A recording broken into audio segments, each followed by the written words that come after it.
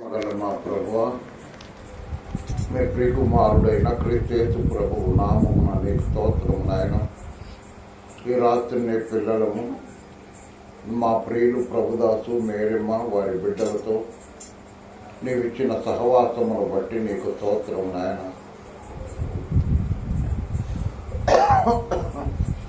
మేడగది పరిచర్యలో ప్రభువా 13వ అధ్యాయం ప్రారంభించుకొని 20 వచ్చే వరకు మొన్న చదువుకున్నాం. ఇప్పుడు 21 నుంచి చదువుకున్నాం. నాయన మాకు బోధించండి. మాట్లాడువారు మీరు కాదు, మీ తండ్రి ఆత్మ మీలో ఉండి మాట్లాడునని చెప్పారు. కాబట్టి పరిశుద్ధాత్ముడవై మాతో ఉన్నదేవా మాకు బోధించండి. ప్రభు అయిన యేసుక్రీస్తు వారు చెప్పిన మాటలను జ్ఞాపకం చేయండి. ప్రభువా సహాయం చేయండి. ఆత్మ యొక్క మనస్సు ఏదో ఎరిగిన వాడవు కనుక నీ ఆత్మ ద్వారా మాతో మాట్లాడి నీ పిల్లలమైన మమ్ములను విశ్వాసములో స్థిరపరిచి నీ వస్తున్నావని శుభప్రదమైన నిరీక్షణ కలుగుంటకు నేర్పించండి. ఒకరినొకరము ప్రేమ కలుగుంటకు నేర్పించండి. సహాయం చేయమని ప్రభువా కనికరించమని ఇక రావాల్సిన మా ప్రియుల కొరకు ప్రార్థన చేస్తున్నాం. సకాలంలో రాచేయమని యేసు ప్రభువు మహిమ గల నామమున కృతజ్ఞతాస్తుతులు స్తోత్రములు చెల్లించి ప్రార్థన చేసి వెడుతున్నాం తండ్రి, ఆమేన్. ప్రభునందు ప్రియ సహోదర సహోదరులారా, ప్రభు అయిన యేసుక్రీస్తు వారు మాట్లాడుతున్నాడు. శిష్యులతో మాట్లాడుతున్న మాటలు. శిష్యులు తమ యొక్క సందేహాలు కూడా ప్రభువును అడుగుతున్నారు. ఎందుకంటే ఇక ఆ తర్వాత వాళ్ళతో విస్తరించి మాట్లాడటానికి ఆయనకు అవకాశం లేదు. అందువలన ఈ మేడగది పరిచర్యలో 13వ అధ్యాయం, 14వ అధ్యాయం, 15వ అధ్యాయం, 16వ అధ్యాయం వరకు కూడా ప్రభువు తన శిష్యుల యొక్క సందేహాలు తీరుస్తూ తన చిత్తమును వాళ్ళకు బయలుపరిచాడు. కాబట్టే ఆయన మాట్లాడుతూ ఇంకొక మాట అన్నాడు. చూడండి 21వ వచనం. యేసు ఈ మాటలు పలికిన తరువాత ఆత్మలో కలవరపడి ఎందుకు ఆయనకు ఆ కలవరం వచ్చిందంటే, మీలో ఒకడు నన్ను అప్పగించునని మీతో నిశ్చయముగా చెప్పుతున్నానని రూఢిగా చెప్పాడు. ఈ మాట ప్రభు అన్నప్పుడు అక్కడ యూదా ఇస్కరియోతు కూడా ఉన్నాడు.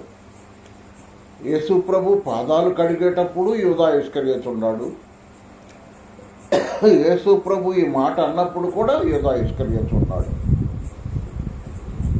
మీలో ఒకడు నన్ను అప్పగించునని మీతో నిశ్చయముగా చెప్పుతున్నానని రూఢిగా చెప్పాను. ఆయన ఎవరిని కూర్చేలాగా చెప్పాను అని శిష్యులు సందేహపడుతూ ఒకరి తట్టు ఒకళ్ళు చూసుకున్నారు. మిగతా సువార్తలు అక్కడ ఏం రాశారంటే, వాళ్ళు అడిగారట నేనా అని. ముందు నేనా అని అడిగారట. ఆ విధముగా వాళ్ళల్లో వాళ్ళు ఒకరి ముఖాలు ఒకరు చూసుకొని సందేహపడుతూ, మనలో ఒకడు అప్పగిస్తాడా? ఆయన మనల్ని పిలుచుకున్నాడు కదా, మనల్ని ప్రేమించాడు కదా. ఎంతవరకు ప్రేమించాడు? సంపూర్ణముగా ప్రేమించాడని 13:1 ఉంది కదా. 13వ అధ్యాయం 1వ వచనం. సంపూర్ణముగా. కాబట్టి సంపూర్ణముగా మనల్ని ఎంతగా ఆయన ప్రేమించాడు కదా. ప్రేమించినప్పుడు మనము ఎందుకు ఆయన్ని అప్పగిస్తాం మనం అని చెప్పి వాళ్ళు ఒకరు చూసుకుంటున్నారు.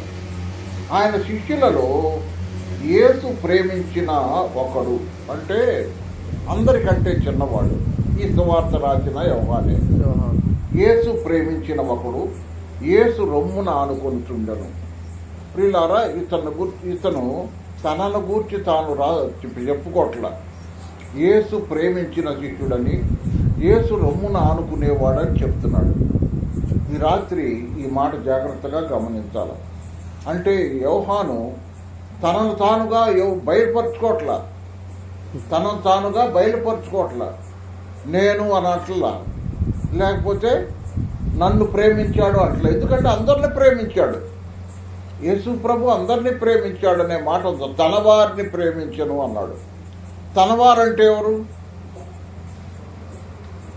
తనవారంటే ఎవరు? నహూము గ్రంథంలో ఉంది చూడండి. నహూము గ్రంథం, నహూములో 1వ అధ్యాయం 7వ వచనం చదవండి. నహూము 1:7. యెహోవా ఉత్తముడు, యెహోవా ఉత్తముడు, శ్రమ దినమందు ఆయన ఆశ్రయదుర్గము, తన యందు నమ్మిక ఉంచు వారిని ఆయన ఎరుగును. అది ఎవరు నమ్మకం ఉంచారో వారిని ఎరుగును. ఎవరు నమ్మకం ఉంచారో వారు ఆయన వారు, అంతేకాని అందరూ కాదు. ఆయన యందు నమ్మకం ఉంచిన వారు. ఈ రాత్రి దేవుని వాక్యం వింటున్న ప్రియ సహోదరుడా, సహోదరి, ఈ మాటలు జాగ్రత్తగా గమనించండి. వాళ్ళల్లో యేసు ప్రేమించిన ఒకడు యేసు రొమ్మున అనుకుంటుండదంటే, శిష్యులందరిలో చిన్నవాడు, వయసులో చిన్నవాడు, జబదయి కుమారులలో ఒకడు. జబదయి కుమారులలో ఒకడు యాకోబు, యోహాను. వీళ్ళిద్దరూ మరియమ్మకు చెల్లెల కొడుకులు, సలోమి కొడుకులు. అందువలన ఎక్కువగా ప్రభువు ఆ అందరికంటే చిన్నవాడని ఒకటి, రెండోది వాళ్ళకు బంధువుడు కూడా. అందువలన ఆ యోహానుడు ఎక్కువగా ప్రేమించాడు. బంధువు అని ప్రేమించలా, ఆయనను ఎక్కువగా ప్రేమించేవాడు కాబట్టి తాను ప్రేమించాడు. యేసు ప్రేమించిన ఒకడు యేసు ప్రేమించాడు. అందువల్ల యేసు రొమ్మున ఆనుకుంటాడట. ఎప్పుడు యేసు ప్రభు ఎక్కడుంటే అక్కడ పక్కనే ఉంటాడనమాట యోహాను. కనుక ఎవని గూర్చి ఆయన చెప్పాను అది తమకు చెప్పుమని సీమోను పేతురు అతనికి సైగ చేశాను. పక్కనే ఉన్నాడు కదా యేసు ప్రభు, పక్కనే ఉన్నాడు కదా కుర్రోడు, ఈ యోహాను సువార్త రాసిన యోహాను. అందుకని పేతురు సైగ చేశాడు. ఎవరో కనుక్కొని సైగ చేశాడు. సైగ చేసినప్పుడు అతడు యేసు రొమ్మున అనుకొనుచు, ప్రభువా వాడెవడని ఆయనను అడిగాను. అంటే వాళ్ళిద్దరే మాట్లాడుకుంటున్నారు. ప్రభువా వాడెవడు అని అడిగాడు. అందుకు యేసు, నేను ఒక ముక్క ముంచి ఎవనికిచ్చేదనో వాడే అని చెప్పి ఒక ముక్క ముంచి సీమోను కుమారుడగు ఇస్కరియోతు యూదాకిచ్చెను. గమనించారా? ఇది యోహానుకు మాత్రమే తెలుసు. యోహానుకి ఎందుకు చెప్పాడు? యోహాను యేసు ప్రభు బయలుపరిచిన మాటలు ఆయన బయలుపరిస్తే తప్ప ఎవరు చెప్పరు. యోహాను విధానం ఏంటంటే యేసు ప్రభు చెప్తేనే కానీ ఎవరికైనా చెప్పడం, ఎవరికైనా తెలియటట్టు చెప్తాడు. యేసు ప్రభు చెప్పని అతడు చెప్పడం. అంటే దీని అర్థం ఏంటంటే యేసు ప్రభు అందరికి చెప్పమని చెప్తేనే చెప్తాడు, కానీ అందరికి చెప్పమని చెప్పకపోతే అతడు చెప్పడం. అందువల్ల ఆ ముక్క తీసుకున్నాడు, ఆ ముక్క ఇచ్చాడు. యోహాను చూశాడు, కానీ ఏం మాట్లాడలే. మిగతా వాళ్ళకి తెలియదు. మిగతా వాళ్ళకి కాదు, ఆ యోహానుకు ఒక్కడికే తెలుసు. ఎందుకంటే పక్కనే ఉండి అడిగాడు కాబట్టి. వాడు ఆ మొక్క పుచ్చుకొనగానే సాతాను వానిలో ప్రవేశించెను. ప్రభునందు ప్రియ సహోదర సహోదరులారా, వాడు ప్రభువు శరీరం అనబడిన మొక్క పుచ్చుకున్నాడు, కానీ రక్తం పుచ్చుకోవాలి. ప్రభువు శరీరమైన ఆ మొక్క పుచ్చుకున్నాడే కానీ పుచ్చుకున్న వెంటనే వాడిలో ఏమైంది? వాడిలో దోషం ఉంది. అందువలన వాడు ఆ దోషాన్ని బట్టి వాడు ఏం చేశాడంటే, ముందుగా మనం చదువుకున్నాం కదా రెండో వచనంలో, వారు భోజనము చేయుచుండగా ఆయనను అప్పగింపవలెనని సీమోను కుమారుడగు ఇస్కరియోతు యోదా హృదయములో అపవాది ఇంతకు ముందు ఆలోచన పుట్టించి ఉండెను. అది ఆ ఆలోచన అలాగే కొనసాగించాడు వాడు. మనకు కూడా ఆలోచనలు వస్తాయి. వచ్చినవి మంచి అయితే మనం ఉంచుకోవాలి, మంచి కాకపోతే తీసేసుకోవాలి వెంటనే. అంటే ఆలోచనలు రెండు రకాలుగా వస్తాయి. ఒకటి దేవుని ఆలోచనలు వస్తాయి, అపవాది ఆలోచనలు కూడా వస్తాయి. మత్తయి సువార్త 16వ అధ్యాయం చూడయ్యే.